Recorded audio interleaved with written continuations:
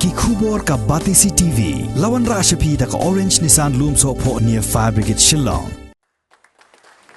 Ulat ke Jilla Meghalaya Satyapal Malik haka arpu khandai tarik ubnai nailor arhajar arpu wei ulapun ko buram yaki saupu sangut ki officer Shipai jongka Assam Rifles haka jingalang kabalalong Raj Bhavan Shillong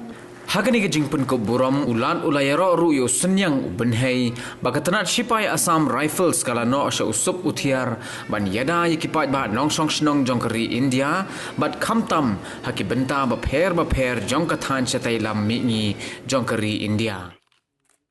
मुझे Assam rifles के बहादुर और मेधावी जवानों को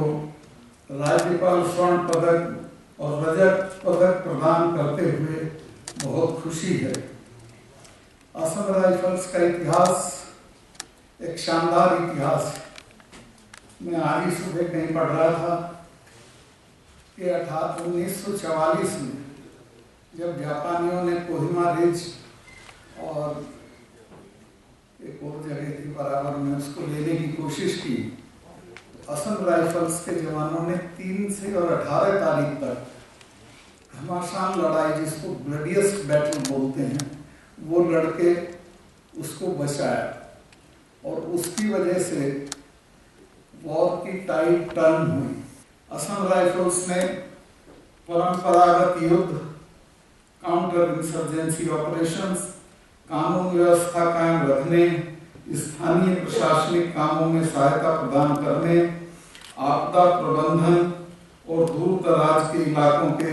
सामाजिक आर्थिक विकास कार्यों में सदैव आगे रहे हैं।